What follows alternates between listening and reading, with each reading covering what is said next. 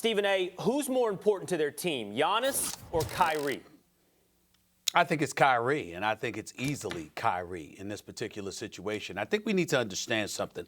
And again, I'll leave it to Max to talk about the Bucks because he's been talking about the Bucks a lot. So I'll leave it to him. But I will say this.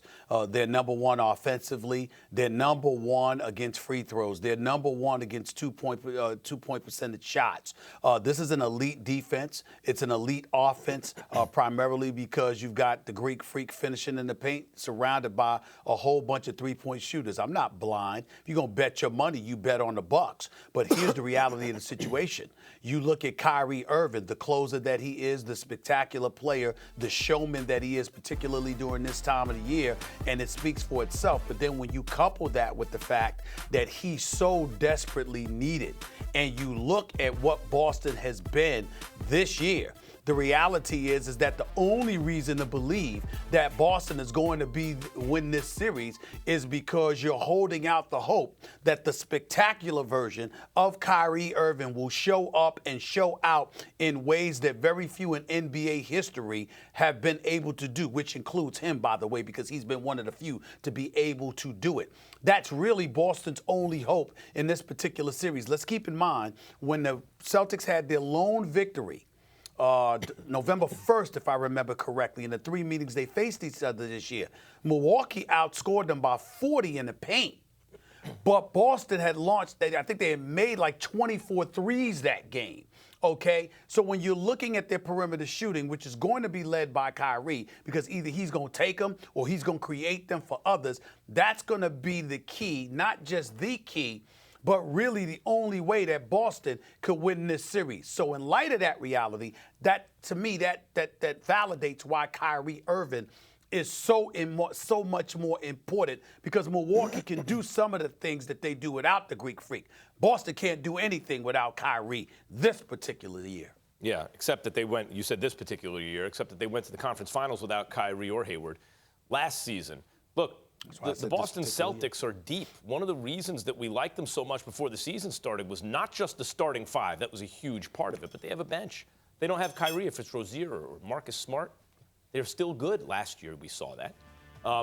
And Kyrie obviously is important to the team, but we have not yet seen the best version of the Celtics be because Kyrie is the best version of himself. In other words, we've yet to see the Celtics firing on all cylinders. Look, the Pacers are a scrappy team. They don't have Oladipo. Give me a break. You're not supposed to struggle with them. It's not even supposed to be even through three quarters. I get it. It's the NBA. Teams go on runs. Ultimately, they lost. Still, you don't look at the Celtics and go, oh, my God, those are the world beaters we were all expecting, and the Pacers aren't a great test anyway. On the other hand, what would the Bucks be without Antetokounmpo? What would they be? I mean, Mirotic hasn't been himself since the trade. And anyway, that was a late-season acquisition. Brogdon's hurt. Bledsoe's having an excellent year. Lopez also. Middleton. But even these guys having excellent years, a lot of it is the result of the fact that the Greek Freak gets so much attention and collapses defenses. He is absolutely, at best, if the Bucks were a deeper team, they could be a real good regular season team that would fold in the playoffs. Think Budenholzer's last team, the Atlanta Hawks. But with the Greek Freak, they're title contenders. Also, how is the Greek Freak, how is Antetokounmpo going to play under pressure? 2 years ago, his second playoff run, 24.8 points, 9.5 rebounds, 54% from the field. Last year, 57% from the field, 25.7 points, 9.6 rebounds. This year so far, 26.3 points, 12 rebounds. Now, if those numbers don't sound that much different than his regular season numbers, you'd be right. So far, what I see from Antetokounmpo is not that he rises under pressure, it's that he stays the same guy. But the same guy is the best player in basketball. That's who the same guy is. He's continuing to be the best player in basketball. I'm not pretending that they have this enormous challenge in front of them and we can really gauge this as though it's the crucible of the playoffs yet for the Greek Freak. But so far, what we've seen in the first round is the best player in basketball in the regular season, or one of the two along with Harden, remains the same guy in the postseason. That is the most important player on the floor, either team. Stephen A., if I may. What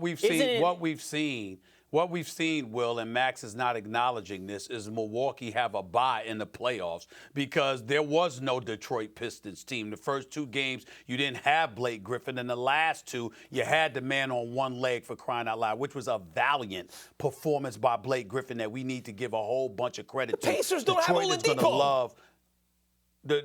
Excuse me? The Pacers don't have Oladipo.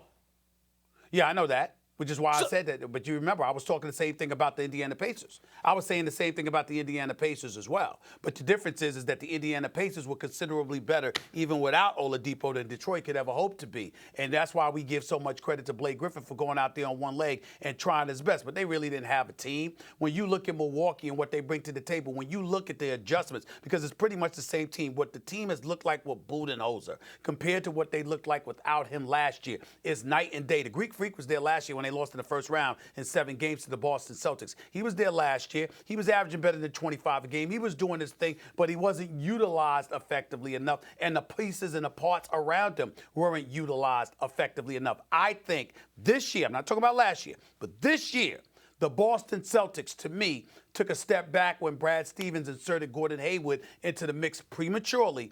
And I think you combine that with the way that Milwaukee has looked this year. Yes. I think Milwaukee, even without the Greek Freak, would have been a better team than the Celtics without Kyrie Irving. I disagree with that, but I will say this. When you replace essentially Thon Maker in the starting lineup with Brook Lopez and the kind of season he's had as a rim defender and three-point bomber. That's legit. Max.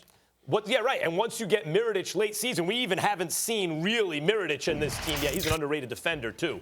The Greek Freak is surrounded by guys that can not only bomb from 3, all of them, but they can also defend, all of them.